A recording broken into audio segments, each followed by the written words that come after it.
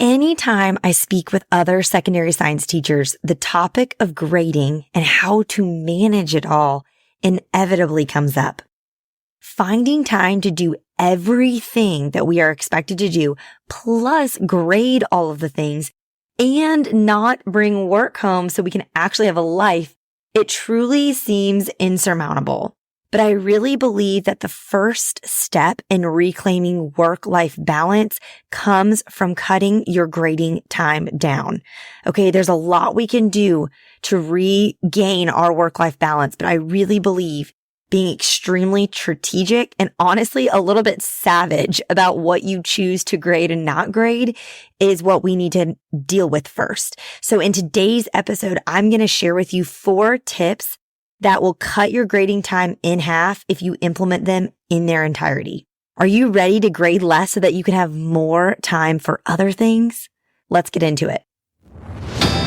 This is Secondary Science Simplified, a podcast for secondary science teachers who want to engage their students and simplify their lives. I'm Rebecca Joyner from It's Not Rocket Science.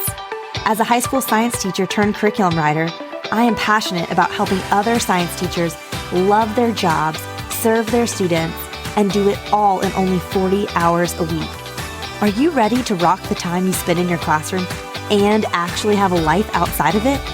You are in the right place, teacher friend. Let's get to today's episode.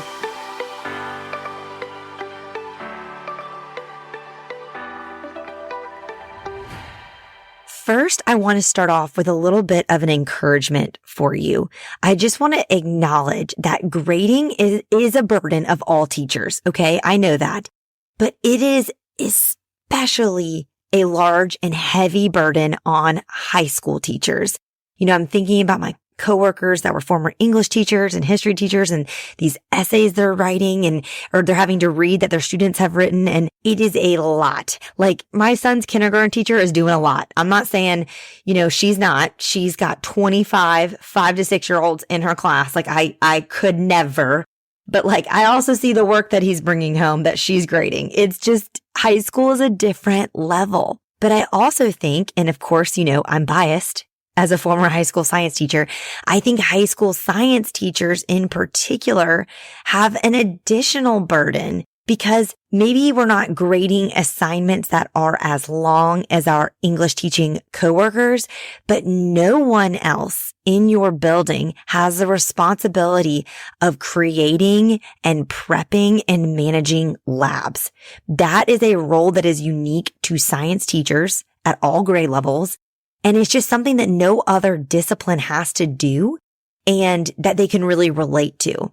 And I would also argue that lab reports are just as long as English persuasive essays. So I just wanted to start there because if this feels extremely overwhelming and very hard and like you're drowning in it, it's because it is extremely overwhelming and very hard. And it's very easily possible that you can drown in this unless you get extremely aggressive about how you're going to handle grading. And so that's what we're going to talk about in this episode. I am going to share with you 4 specific tips that worked really well for me when I was in the classroom full time. But I'm not going to lie. I mean, these are kind of like drastic measures. I am going to say things in this episode that you will think that's not possible. There's no way. And one thing I want to encourage you with and maybe challenge you with before we move forward is I think when I am personally in a hard place, and I go to my husband or I go to my best friend or whoever and I start venting and they start offering solutions, the way my brain personally is wired is it goes on the defense. And my brain, instead of really listening and thinking, what if I tried that, is thinking all the ways that what they're saying is wrong. And I just get really defensive. And so I want to give you a word of caution and maybe a word of challenge from one internal lawyer and defensive person to maybe potentially another, that I'm going to say things that your immediate reaction might be just to buck against and say there's no possible way, because that's what I would do if I was you. But as someone who is on the other side of it and really did actually do these things, like I'm not making this up, I did do these things and found amazing success with them. Instead, I would love if you could listen with an open kind of mind to say, okay, well, what if I tried this? And what if it worked? how could this look different for me? How could I maybe last in this career longer if I make some drastic changes when it comes to grading? Because y'all, I'm going to be honest. I've mentioned before, I sent out a survey to my email list, looking for just kind of where y'all are at. I do this once a year because I would love to do it more often, but I always feel like I'm bothering you when I'm like asking you of things like take this survey or, fill out this. So I ask once a year though. It's usually every February. Where are you at? What are you struggling with? And y'all, this year's responses, I could just feel through the computer, just the weight on people's shoulders, and just more so than any year before. This is my third year, I believe, sending this out. Like just how totally drained people are, how downtrodden they are. And that may be how you're feeling. And I've never seen so many people articulate, like in writing, I don't know how much longer I can do this job.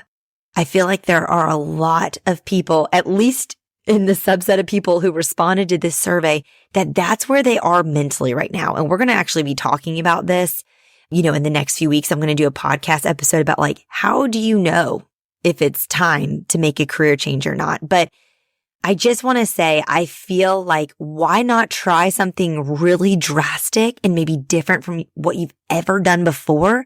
Let's try that first before we maybe do something as drastic as consider an entire career shift. Okay, so that's my encouragement to you. That's my caveat before we jump in. Now let's talk about the 4 things I did that changed everything. Now, just a little bit of context too for any of you who are new to this podcast or, my corner of the internet. You may not know, I have several years of teaching experience in a large public school where I was like one of 5 biology teachers. Okay. And then my most recent years when I was in the classroom full time before doing this full time, I was in a private Christian school that was really small. And there was only like 3 science teachers total. And at one point I had 5 different preps. And one of those preps was AP biology, which I had never taught before. I also had a lot of extracurricular responsibilities. I was a mentor teacher for a new teacher at the time. I was running student council. I was a part of this mentorship program that we had, with students. So I had a couple students that I was assigned to personally mentor. Okay. So that's just a very brief snapshot. So I'm coming to you with these tips from finding out like I'm going to have 5 preps this year. And one of them is a class I've never taught. And it's an AP college level course. Like, what am I going to do? Because I'm at capacity. I only have so much time in the day. And 2 things I've always been really committed to for my students, not 100% perfectly, but I would say like a 90% commitment to 90% of the time I was doing this is 1, always getting graded work back by the next time I saw them. So when I was on like an A-B schedule, that might be 2 days. But when I was teaching the same students every day, it was the next 24 hours. Or if I collected on a Friday, I at least had it back to them on Monday. And then the second thing I got really committed to in my last few years in the classroom was not bringing work home. So even if it meant I did have to stay until 5 to grade, I'd rather do that than bring it home. Now, I will say I had the luxury of not having children at that time that I needed to like go pick up from daycare or take them to their soccer practice or whatever. But those were 2 things I had the ability to be committed to. And I did 90% of the time. And now let's get into like practically how I did it. How did I cut the grading down? Because that was one of my biggest time sucks. And the first thing I did is I only collected and graded 1 thing per day for accuracy. Okay. That means 5 assignments total for the week. This is not per class. Okay. Cause think about it. When I had 5 preps, if I was doing 1 thing per class per day, that's 25 things I'm grading per week. You do not have the time for that. Even think if you have 2 preps and you're collecting 1 thing per day for each prep, that's 10 things. And again, you're probably in multiple sections of these. So it's not like you're just collecting, 24 of something. You're probably collecting 75 of something if you have 3 sections or 100. Okay. So I'm talking like every day, Monday of all my classes, I was only going to collect 1 thing from all my classes. Tuesday, I was collecting 1 thing from all my classes. And here's why. I genuinely looked at my planning time, which was 50 minutes if no one came and interrupted me. And I could not keep up with all of the grading and the lab prep for 5 classes and just Not even like lesson planning, because y'all know I write curriculum. So obviously I like use my own lesson plans, but it's not just coming up with the lesson plans. You still have like so many things you have to do to implement the lesson plan. And 50 minutes a day was not going to cut it. Okay. So I had to get strategic, one thing per day per accuracy. This was the only way I was able to have any semblance of work-life balance. And I think it might be the same for you too. It's unrealistic to expect anyone to stay in this career if you're doing 60-hour work weeks. And I know so many teachers are. I do not want that for you. And your planning period isn't enough. So you're probably going to have to stay later or come earlier, 1 to 3 to maybe 5 days a week. But I don't want you staying to 5 or 6 every single night. So something has to give here. You are not a superhuman. And also, I don't know about you, but like I know for me, when I was collecting a lot and just trying to get through it with the limited time I had, I was not giving great feedback. Especially I'm thinking in my first couple of years in the classroom where I'd be bringing stacks of papers home, bringing lab notebooks or whatever. And, it's a Friday night and I'm watching Friday Bride Day on HGTV with my roommates, and that's on in the background. And it's kind of dark because we got all the overhead lightings off and we just got the lamps on, and I'm trying to grade and I'm pretty distracted. I'm just trying to get through it. Like, that wasn't the feedback I wanted to provide for my students. Okay. So I was like, I'm only going to collect things if I can give them the attention that they deserve and the high quality feedback, and then also get it back to them quickly. Because think about it. What is the point of grading an assignment? I know many of us grade solely to motivate our students to do it. And I have a lot of thoughts on that. But I think when you really think about the core reason you should be grading assignments, it's one, for you to see where they are. Where are they in keeping up with this before you just get to a test or some other summative assessment? And two, it's for you to provide feedback to them to aid them in their learning. So thinking of those two things, like if I'm collecting all this stuff and not getting it back till a week later, at that point, we've already covered so much new content. It's not really helpful for me to find out like, oh, they haven't been able to do a Punnett square for a week. Now we're doing dihybrids. I didn't even know they couldn't do a monohybrid, and it's not helpful for them to get this feedback so much later than when they actually did the assignment. And so I actually feel like, even though this sounds so extreme, to do one thing per day, that's it for accuracy, I actually think it's a service to your students. It's benefiting you by cutting back on how much you're grading, but it's benefiting them because you're going to give them better, more detailed and effective feedback, and you'll be able to get it to them much faster. If you're only collecting one thing a day, I bet you can get it back to them the next day in 24 hours. And then that helps to prevent this backlog of assignments you have to grade as well. Now, I know you may be thinking, okay, like I have 5 preps then, so I'm really only going to collect and grade one thing for accuracy a week. That means I'm only going to be checking in with students once a week. And that's where I would say false. So that's where my second tip comes in. Use quick daily bell ringers to check in with your students every single day. And then basically everything else you're doing, if you feel like you need to give students a grade to motivate them to work, everything else then is going to be graded for completion, for putting in effort. Okay. Because like I said previously, one of the purposes of grading is for us to know where our students are. So I understand that you want to collect things so you can really know where they are. And that way we know, do I need to modify my teaching? Do I need to go into lunch and pull this kid in for tutoring so they don't get further behind? Those are the things we need. We need to check in with them. But you don't, if you're collecting all these stacks of papers, like, are you really looking at them that day and getting them back to them? And then are you really able to get them in when they need it, which is as soon as possible? And so that's why I want to encourage you, try a daily bell ringer. I'm so passionate about this because it just helped me so much. I did not do this my first year, maybe second year even in the classroom. I think I started my third year or halfway through my second year. And all of a sudden my eyes were just so open to where my kids were on a daily basis. And it was a touch point with them. Every single student knew that I was like thinking about them, looking at something they wrote, interacting with them on a daily basis. It really helped me so much to make sure I knew which students I needed to follow up with during the lab, or when they're working on independent work. Those are the ones I need to go check in on. Okay. It's so informative. And I know a lot of people don't like doing bell ringers because they just think it's so much work. And I get it. Like when I had 5 preps, I had to come up with 5 bell ringers a day. But I will say once you write them, every year after that, you can just tweak them. And you can find a gajillion bell ringers, on the internet. I have them for biology, chemistry, anatomy, physical science. I know there's other people that do too. You can tweak them and edit them for your students.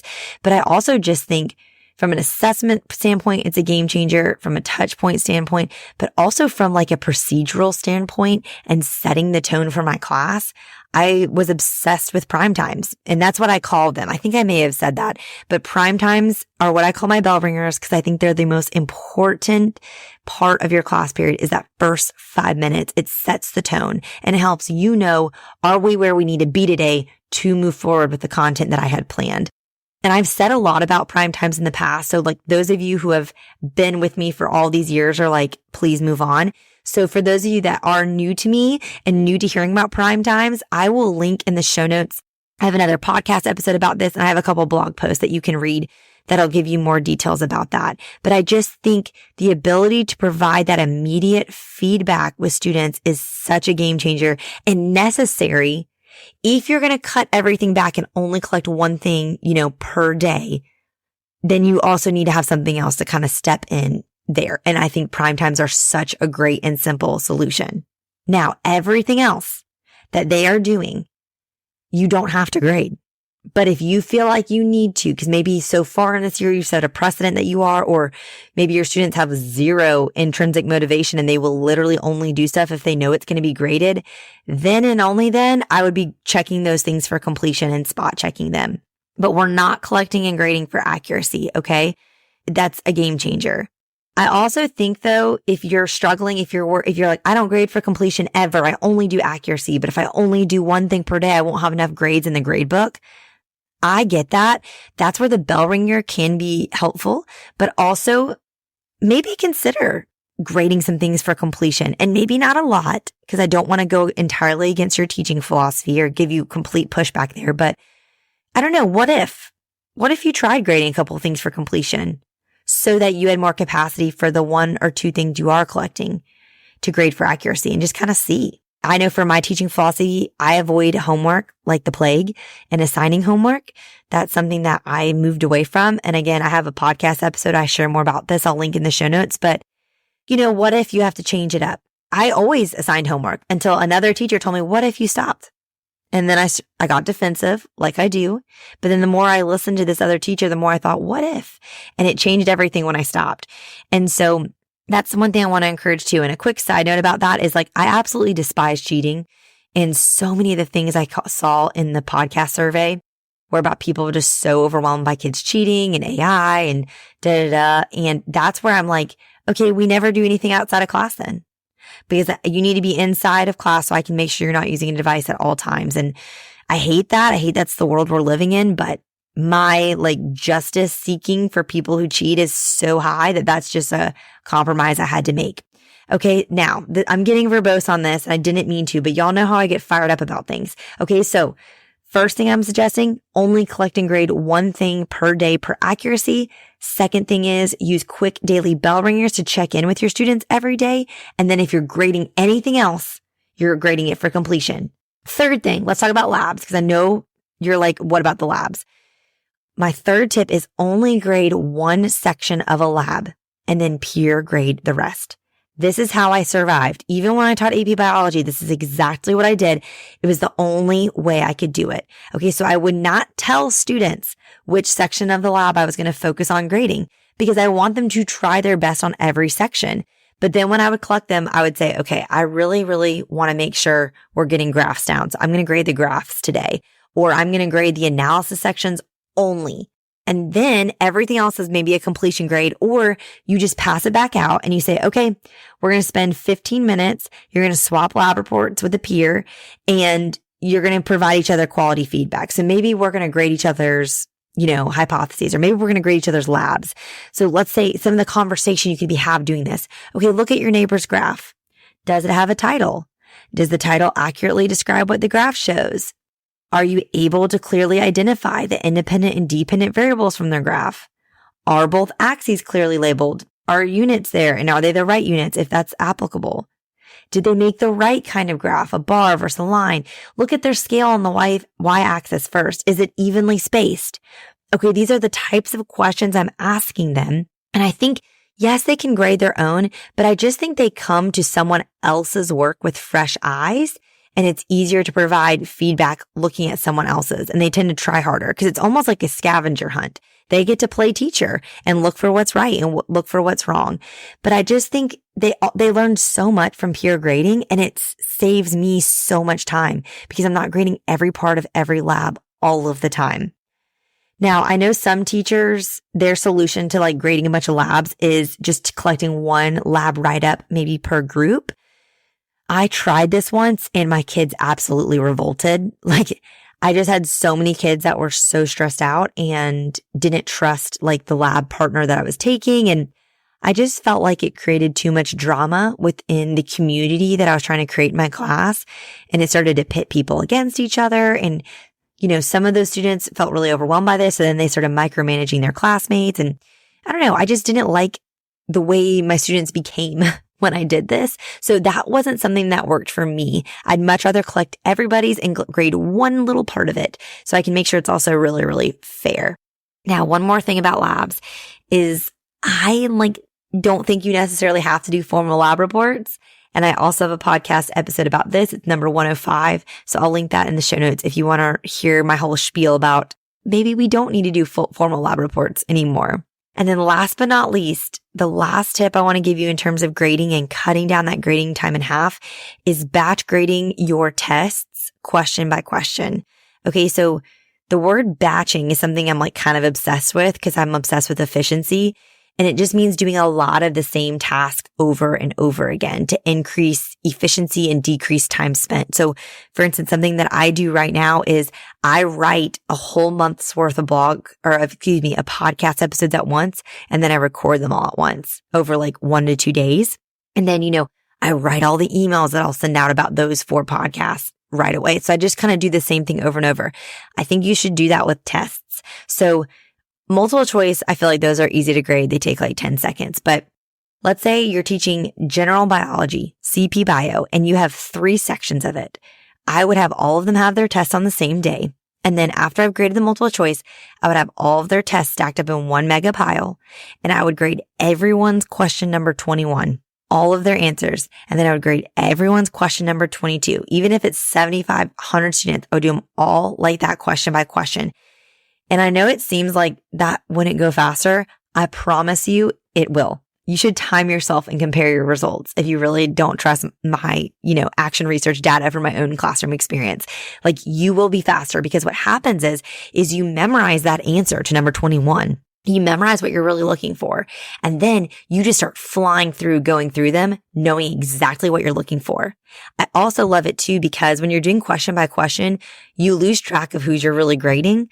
And so I think it helps with removing some bias when it comes to grading that can inherently exist. And I'm also obsessed with it because it really helps to ensure that my partial credit is fair. If I'm going to give half credit on this, or I'm going to take off 3 points or 1 point or whatever, I'm doing the same thing on every single person's.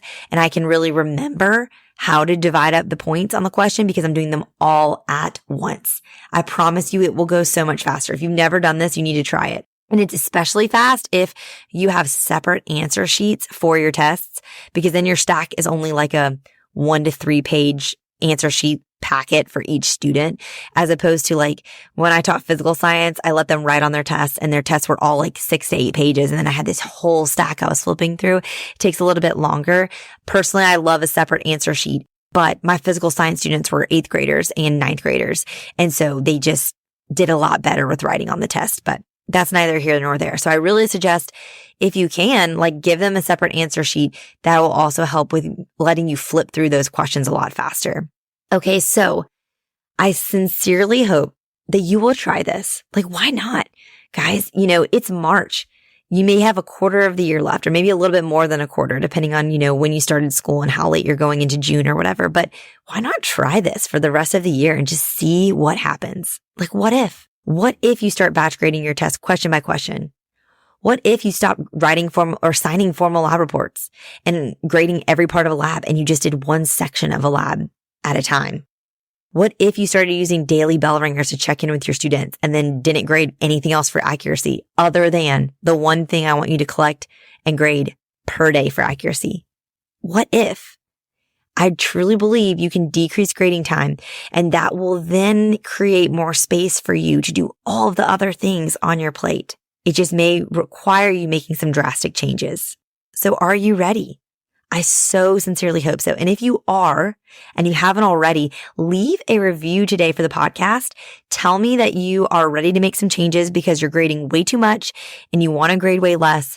And let me know how this podcast has maybe helped you to consider the what ifs and maybe doing things a little bit differently. And I know I mentioned a lot of adjacent podcast content and blog posts that are related to things I talked about in this episode. So if you want to check out those, head to itsnotrocketscienceclassroom.com/episode 120. And that's where you can find the show notes for today's episode.